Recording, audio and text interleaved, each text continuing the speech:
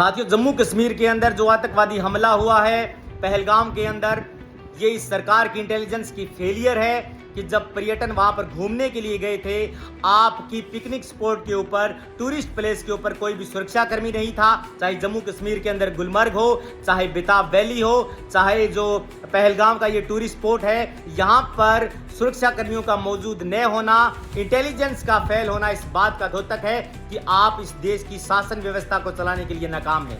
दोस्तों, मैं आज मांग करता हूं मोदी और अमित शाह से, जो दिन रात हिंदू हिंदू होने का राग अलापते रहते हैं, जो लोग संसद के अंदर हिंदू हिंदू कह करके जो है चुनाव के समय हिंदू मुसलमान करके सत्ता में आए थे, और हिंदू होने के बावजूद अगर हिंदू भी इस देश में सुरक्षित नहीं है, अगर आप ये बात कहते हो कि नाम धर्म पूछ करके गोली मारी गई थी, तो ये आपके लिए बड़े शर्म की बात है कि आपकी सरकार के होते हुए अगर आतंकवादियों के हौसले इतने बुलंद हैं, तो ये आपके लिए एक डूब मरने की बात है। मैं मांग करता हूं मोदी और अमित शाह से कि आप इस कुर्सी को खाली कर दीजिए।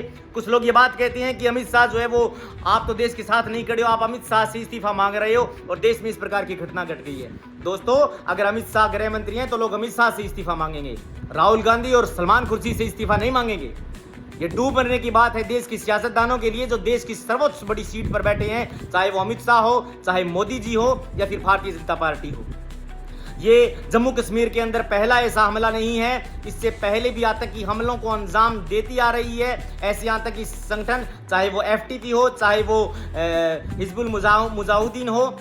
2020 के अंदर 5 आतंकवादी हमले हुए हैं जम्मू कश्मीर के अंदर, 2021 में 4 आतंकवादी हमले हुए हैं, 2023 के अंदर आतंकवादी हमला हुआ है, 2025 23 अप्रैल को पुलवामा अटैक के बाद ये दूसरा सबसे बड़ा हमला हुआ है।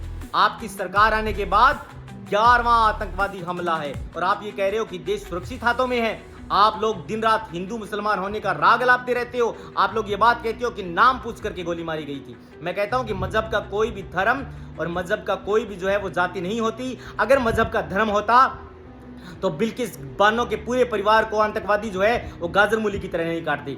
अगर आतंकवादियों का धर्म होता तो पाकिस्तान के अंदर 40 बच्चों को गोलियों से भूनने का काम आतंकवादी नहीं करते।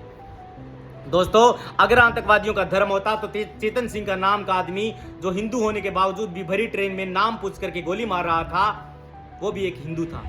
बात हिंदू और मुसलमान की नहीं है, बात हिंदुस्तान के प्रत्येक एक उस नागरिक की है, जो नागरिक इस देश में अमन और चैन और शांति के लिए आपसे उम्मीद लगाए बैठा है। और देश का गृह मंत्री फुटेज खिंचवाने में माहिर है, देश का प्रधानमंत्री जो है वो कैमरों का पीछा नहीं छोड़ता। और वो लोग ये बात कहते हैं कि हमने धारा 370 हटा दी, महंगाई बढ़ रही है, तो क्या बात है, शेर पालना है इसलिए खर्चा तो होगा ही। कम से कम देश तो सुरक्षित हाथों में है, कम से कम देश तो उन लोगों के हाथों में है जो प्रत्येक एक व्यक्ति के लिए जो है वो हिफाजत का काम कर रही है। ये कायराना हमला आपके ऊपर तमाचा है, आपके मुंह के ऊपर तमाचा है, और देश आपकी मुंह की तरफ ये ताक रहा है कि कब अमित शाह और मोदी जी जो है वो आतंक फ्री इंडिया करेंगे। आप तो कांग्रेस मुक्त भारत करने के लिए चले थे, लेकिन पुलवामा अटैक के बाद दूसरा आतंकवादी हमला जो है वो शर्मसार करने वाला है। कोई भी व्यक्ति अगर गाड़ी लेकर के जाता है, आप उसमें NDPS की कार्रवाई करते हो, चिट्टा बरामद कर लेते हो, अफीम, डोडा, पोस्त, वो कैसे बरामद करते हो मैं आपको बताता हूं। मैं एडवोकेट हूं, मैं आपको बताता हूं कैसे बरामद करती है पुलिस इंटेलिजेंस को एक्टिव करके ये पता लगाती है कि कौन सी गाड़ी कहां से गुजरेगी और कहां से जो है वो कौन लोग चिट्टा बेच रहे हैं, किसको कौन सप्लाई करेगा, और हम वहां पर जाकर के छापामारी करेंगे। लेकिन दोस्तों, 400 किलो RDX जो है वो कोई भी व्यक्ति आकर के और पूरी गाड़ी को उड़ा देता है। 400 किलो RDX, और सेंसिटिव इलाके के अंदर, जम्मू कश्मीर के अंदर अगर कोई भी गाड़ी चलती है और आपके लोग चू नहीं करते, तो ये देश आपसे सवाल तो करेगा। और जो लोग सवाल करते हैं, आप उनको आतंकवादी कहते हो, आप उनको ये बात कहते हो कि आप देश के साथ नहीं खड़े हो। हम बिल्कुल देश के साथ खड़े हैं। हम देश के गृह मंत्री से मांग करते हैं कि आप या तो आतंकवादियों को चुन चुन करके मारिए।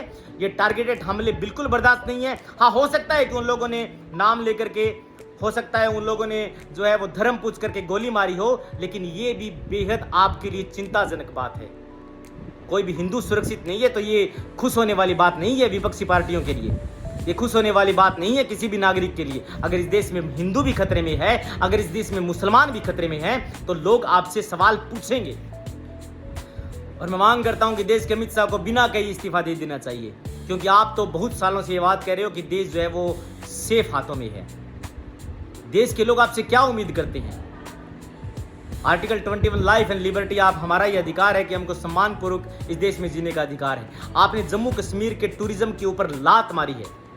आपने प्रत्येक गरीब व्यक्ति के रेहड़ी के पेट के ऊपर लात मारी है, जो इस उम्मीद में बैठा है कि कोई भी पर्यटक जम्मू कश्मीर में आएगा और हम जो लोग हैं वो अपना गुजारा भत्ता चलाएंगे।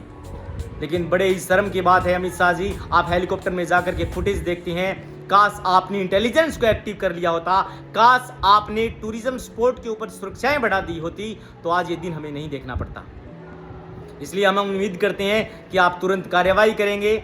आप जो है वो इस मामले को लेकर के गंभीर होंगे, अन्यथा आप जो है इस्तीफा देंगे, ऐसी उम्मीद भी हम करती हैं। थैंक यू दोस्तों।